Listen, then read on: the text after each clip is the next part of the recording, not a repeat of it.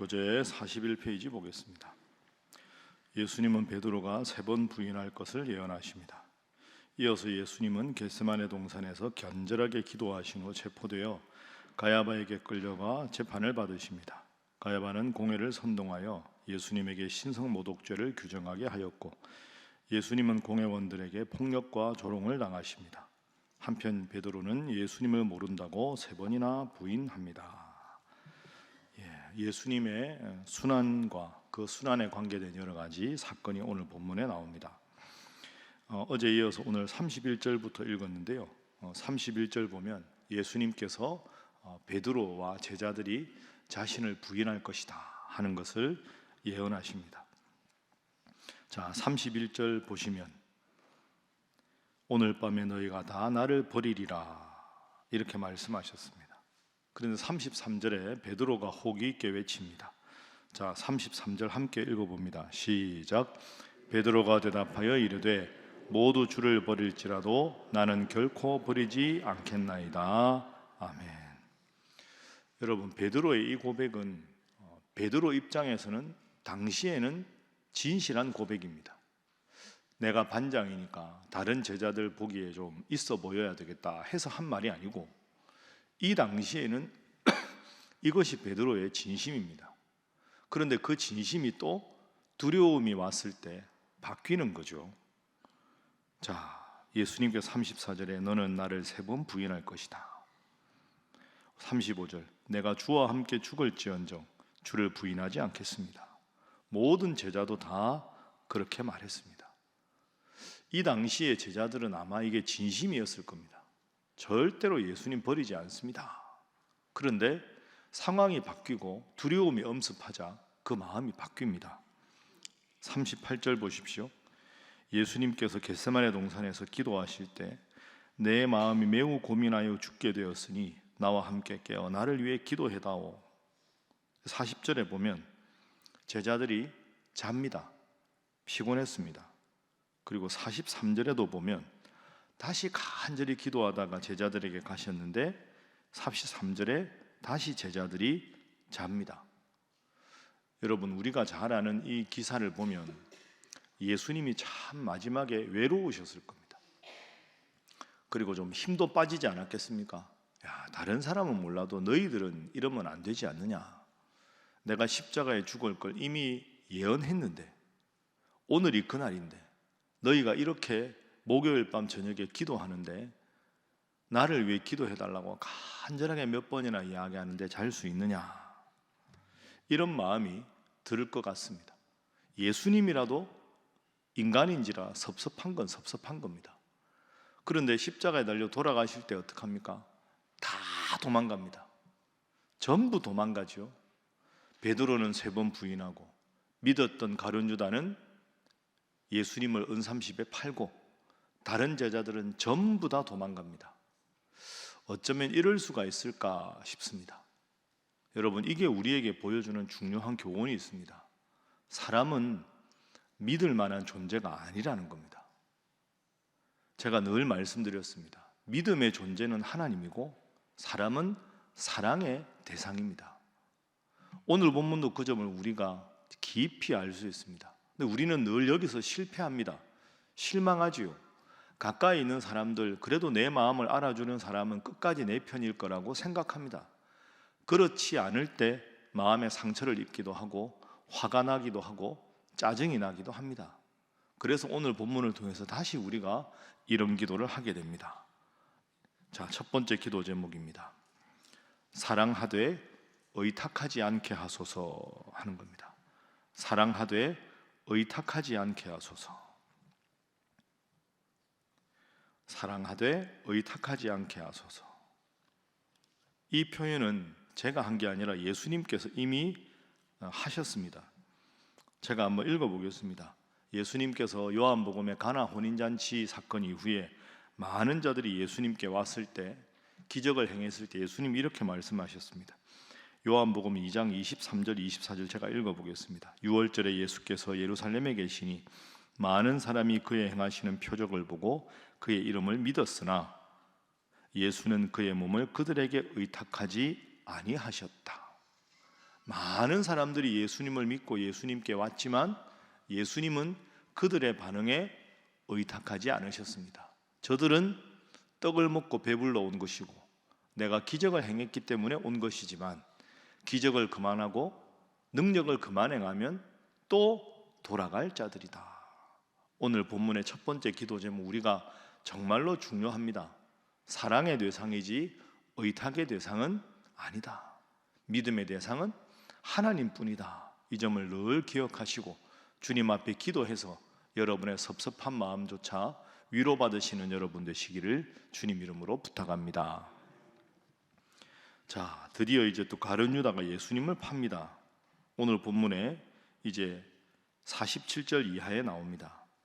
말씀하실 때 12 중에 하나인 유다가 왔는데, 유다가 와서 대적자들, 대제사장들, 백성의 장로들에게서 파송된 큰 무리가 칼과 몽치를 가지고 왔습니다.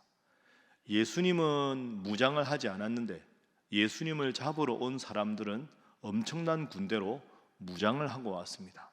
이때 가룟 유다가 예수님을 부릅니다. 48절에 이렇게 미리 신호를 짭니다. 가룟 유다가 그들에게 군호를 짜 이르되 내가 입맞추는 자가 예수다. 그를 잡으라. 자, 49절 함께 읽어봅니다. 시작. 곧 예수께 나와 랍비여 안녕하시옵니까 하고 입을 맞추니. 아멘. 그러니 예수님 이미 아시고 50절에 내가 무엇을 하려고 왔는지 행하라 하니까 대적자들이 예수님을 잡습니다. 자, 49절에 다시 돌아가서 가룟 유다가 예수님을 뭐라고 부릅니까? 랍비여라고 부릅니다. 자, 어제 본문 25절도 한번 보십시오. 예수님께서 마지막 만찬을 하시고 너희 중에 한 사람이 나를 팔리라 21절에 말씀하셨습니다. 그때 25절에 가룟 유다가 예수님께 물었습니다.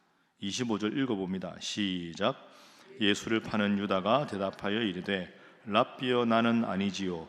대답하시되 내가 말하였도다 하시니라. 아멘. 최후의 만찬에 수많은 대화를 하셨겠죠. 우리가 어제 본문만 읽어보면 다른 제자들도 가룟 유다가 예수님을 파는 걸 다 아셨을 텐데, 그런데 이제 이 성경은 예수님 돌아가신 다음에 그 사건을 다시 쓴 거기 때문에 핵심은 예수님은 가룟 유다가 예수님을 팔 일을 이미 알고 계셨다 하는 걸 쓴 거지요. 그런데 중요한 건 25절과 49절에 가룟 유다가 예수님을 뭐라고 불렀습니까? 랍비여라고 불렀습니다. 가룟 유다는 예수님을 주님이라고 부르지 않습니다. 이게 중요합니다. 랍비는 나의 선생님이란 뜻입니다.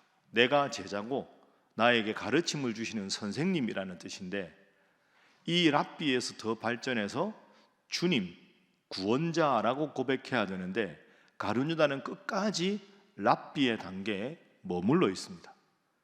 예수님 곁에 3년을 함께 했지만 예수님이 죽은 자도 살리시고 그 많은 능력을 행하셨지만 능력 있는 선생님으로만 알았지, 그 단계에서 더 나아가서 예수님을 구원자, 나의 주님으로 고백하지 않았습니다.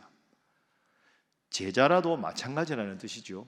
가까이 있어도 예수님 믿지 않으면 소용이 없다 하는 것이 오늘의 본문의 랍비여에 나와 있는 교훈입니다.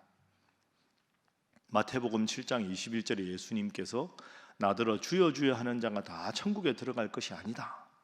하늘에 계신 아버지의 뜻대로 행하는 자라야 들어가리라. 그런데 이 가룟 유다는 제자지만 가까워 보이지만 결코 예수님을 가까이 하지 않은 제자입니다. 다른 사람들 보기에는 가까운데 마음에 여전히 랍비여라고 고백하는 예수님에 대한 깊은 믿음의 고백이 없었다. 교회만 다닌다고 다 구원받는 게 아니지요. 주님을 진실하게 믿어야 구원받지 않겠습니까? 랍비여라는 이 칭호를 꼭 기억하시고 오늘 두 번째 이렇게 기도 제목 쓰겠습니다. 신앙의 성숙을 위해서 계속 기도하게 하소서 하는 것입니다.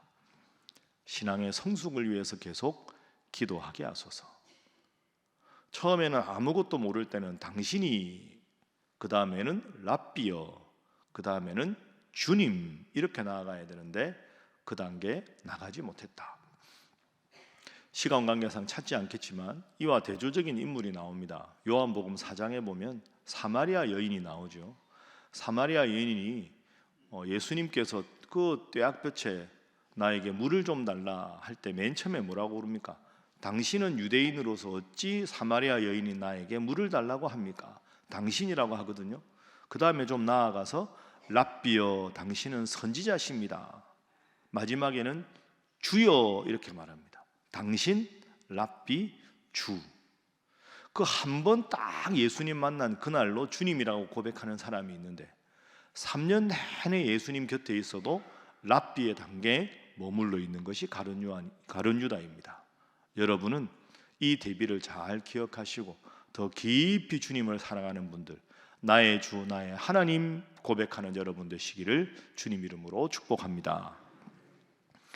이어서 베드로의 모습을 한번 보겠습니다. 자, 베드로가 예수님 잡혔을 때 이제 부인하는 장면입니다. 69절부터 나옵니다.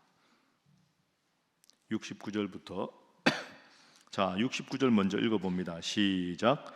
베드로가 바깥들에 앉았더니 한 여종이 나와 이르되 너도 갈릴리 사람 예수와 함께 있었도다 하거늘 너 예수 제자 아니야? 라고 묻습니다. 70절에 베드로가 엄격결에 부인합니다. 모든 사람 앞에서 부인하여 이르되 나는 내가 무슨 말을 하는지 알지 못하겠노라. 한번 부인합니다. 얼떨결에. 그 다음에 보십시오. 71절에 다른 여종이 그를 보고 너는 나사렛 예수와 함께 있었다. 72절 함께 읽습니다. 시작. 베드로가 맹세하고 또 부인하여 이르되 나는 그 사람을 알지 못하노라 하더라. 73절 옆에 있던 다른 사람이 너도 그 예수의 당이다 라고 말하니 74절에는 베드로가 이렇게 말합니다. 74절도 읽습니다. 시작. 그가 저주하며 맹세하여 이르되 나는 그 사람을 알지 못하노라 하니 곧 닭이 울더라. 아멘. 베드로가 예수님을 3번 부인합니다. 아마 여러분 당시 상황을 생각하면 첫 번째는 당황스러워서 부인했을 겁니다. 그렇지 않았으면 처음부터 예수님을 향해서 안타까운 마음이 없었으면 베드로가 지금 이 뜰에 앉아 있지도 않았을 겁니다. 그래도 예수님을 우리 예수님 돌아가시면 안 되는데 어떤 일이 있나 하면서 예수님 가까이에서 예수님을 보고 싶은 예수님을 사랑하는 마음이 있었던 겁니다. 그러면서 확실한 믿음은 없었던 거죠. 그런데 한 여인이 너 예수의 당이다 이러니까 엄격결에 부인하는 겁니다. 70절 무슨 말 하는지 모르겠다. 그 옆에 있는 여인이 너 그 당 아니냐? 72절 맹세하고 부인합니다. 74절에 마지막으로 저주하고 맹세합니다. 여러분 이게 점층적입니다. 그죠? 70절에는 부인했다. 72절에는 맹세하고 부인했다.